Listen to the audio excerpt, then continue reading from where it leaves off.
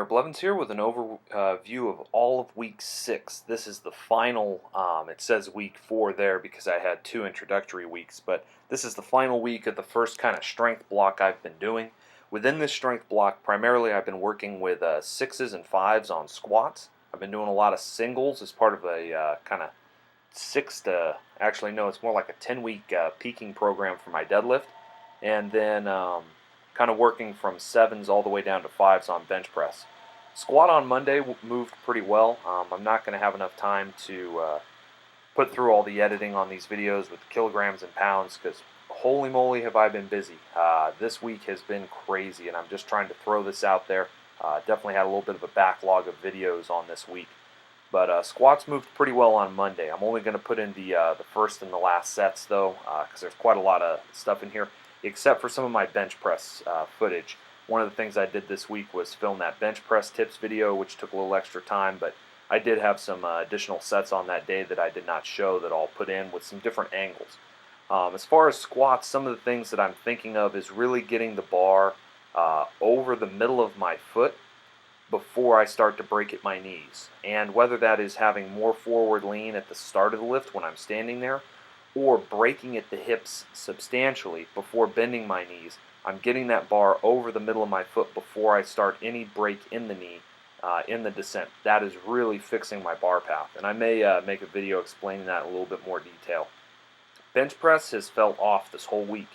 Had a slight kind of shoulder issue, and you'll see a lot of instability on this rep. I smacked the rack once here, and on a set later in the week, I had a major issue with my bench press. I'll get there when we get there. But pretty much I think some of the weather changes with the hurricane down south and some of the extra humidity has been causing my right labrum to flare up. I did have a shoulder surgery about, maybe 8 years ago when I was in college playing football. And that injury every once in a while, even though I had the surgery on it, it will flare up. So what I did as a result, since I couldn't do flat bench with 375 for 4 sets of 7. I did 1 set of 7 at the weight and then moved to floor press for all of my other working sets. I only filmed one of them there, but I believe I had 5 sets of 7 to 10 reps on floor press to make sure that the volume was roughly the same as if I had not missed. Now this is the next day. This is with 48 hours of rest. My shoulder felt quite a bit better, and this is 385. For 5 sets of 6 rather. And so you'll see some different angles. I want you to notice the wrist wrap. I want you to notice the forearm angle as I try to keep my forearm completely perpendicular to the floor. I also want you to know that on most of these I'm trying to focus on the lockout all the way, but some of them I will stop a little short and not completely go all the way to lockout. I do try to go to lockout more and more, but it's some bad habits that I need to fix. Now from this angle you can see how on some of the reps the bar starts to lean a little bit to my to the right side of the screen, my left arm, and that causes a little bit of pec pain. Now a lot of that is coming because my right shoulder has some of that inflammation and instability, and it's hard for me to get completely even.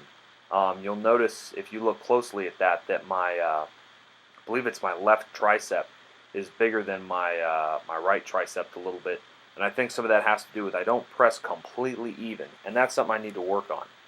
Now after I'd done those sets of 385, that last set had exceeded my RPE for the day by a little bit, and so I dropped it back down to 365 to finish out those reps. I then did some barbell rows that I didn't film, and here's some close grip work. Now as you watch this close grip, I just want to mention I am running some coaching services. They're new. It's custom DUP programming on a 3, 4, or 5 day week split.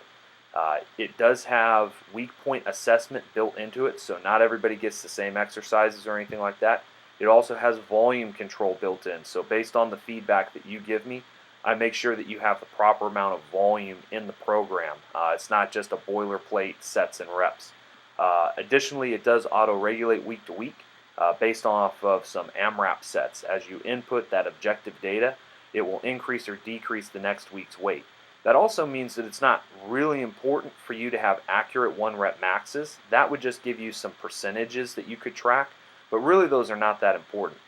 Rather, it's the RPE of the first week that's important. If you want more information, I just put out a video on it, something along the lines of DUP online coaching, something like that.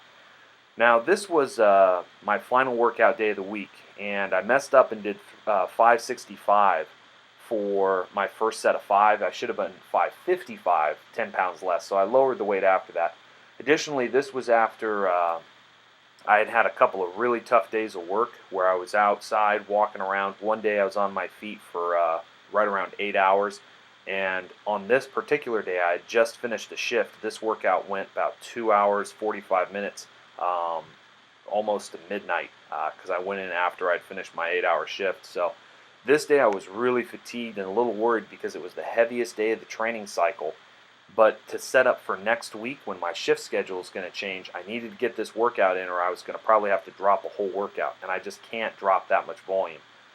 As the sets went on, my hips loosened up a little bit and squats started to get better. That last set right there had the best bar path of any of the sets that I did. Now here is the worst set of bench press I've had this entire cycle. You see on that first rep, I hit the rack hard on the way up, and it really pushed the weight forward on me. A lot of pec strain in my left pec, and I only did 4 reps on that set. It was a set of 5, but I was going to hit RPE 10 if I went all the way. So I took some rest, I came back and hit a set of 5, which is what I was supposed to do, 5 sets of 5, but it was pretty much at an RPE 9.5, and because of that I decided I needed to drop the weight, so I dropped it back down to 385 from 400. And the reason why is my focus here is injury prevention. I don't want to injure myself, and I could feel my left pec had tightened up a lot to recorrect that bar path on the first set. And because of that, I did not want to have a pull. I've had a pull in my left pec before. It wasn't a tear, luckily, but I have pulled it. However, I took a lot of rest in between these sets and decided to go back up to 400. This was probably not a great idea. As you'll see, the RPE is a little too high. I should have been around an 8 on this day for these. And you can see that rep there was probably a 9, and this rep here is a 10. And so if you have a rep, or a set rather, where you get out of your groove, it can really tax you a lot more than you intend to.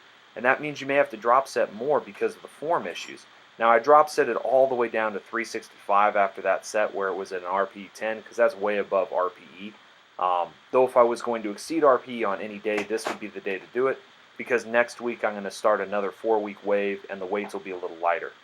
Now these are these were not sets done in a row. These were singles with about 30 to 40 seconds in between them. Deadlifts moved really well today. Despite the squats not feeling real good and my hips being a little beat up, I really got into some good positions with 565 on these deadlifts. I did 10 singles. I left them all in here. A couple of them I got a little too far forward on my shoulders, but in general I thought this day was really good. That rep there in particular is pretty much perfect for the form that I use. And there my shoulders are in a pretty good position. A little bit of instability and lack of tightness out of the bottom though. You see some of that shaking, that means that I'm not completely tight. That was a good rep as well, had a little bit more rounding in the thoracic spine. That's when I have my best deadlifts, when I get those shoulders all the way forward. That rep as well. And you can see that the deadlifts got faster and faster as the day went on.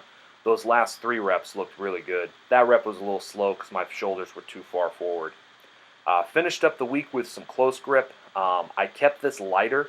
This was on that same day where I exceeded RPE on that bench press, and so I decided to give myself a little bit of a break. These were supposed to be at RPE 9, but I kept them around a 6.5 or a 7 because I had already hit my RPE 9s for the day when I shouldn't have. And so sometimes you have to make those modifications within the workout, one, to avoid injury, but also to make sure you're not working too hard. Okay, kind of changing subjects from our last few videos. I have another subscriber question here, and it goes as follows. When you come across someone who is having a hard time believing in God and being a Christian, in what direction do you point them? Then they say, let me rephrase this. Someone who wants to believe in God but is having a hard time getting on board with the idea. Well, if I was confronted with that sort of a situation, I think the first thing I would do is find out why they want to believe in God and also what roadblocks they're having with that belief. There are so many different reasons why. Some of the classics are people may be torn between the scientific method, which requires repeatable experimentation to prove what is real or what is true, and something like God, which is not an experiment, and there's not really a designed sort of experiment you could even have to prove God's existence through an empirical sort of method. It's a question from the realm of philosophy, and so for especially Western thinkers who are coming out of the rationalism, rational empiricism, specifically post Enlightenment, a lot of times the way we think is very scientific in nature.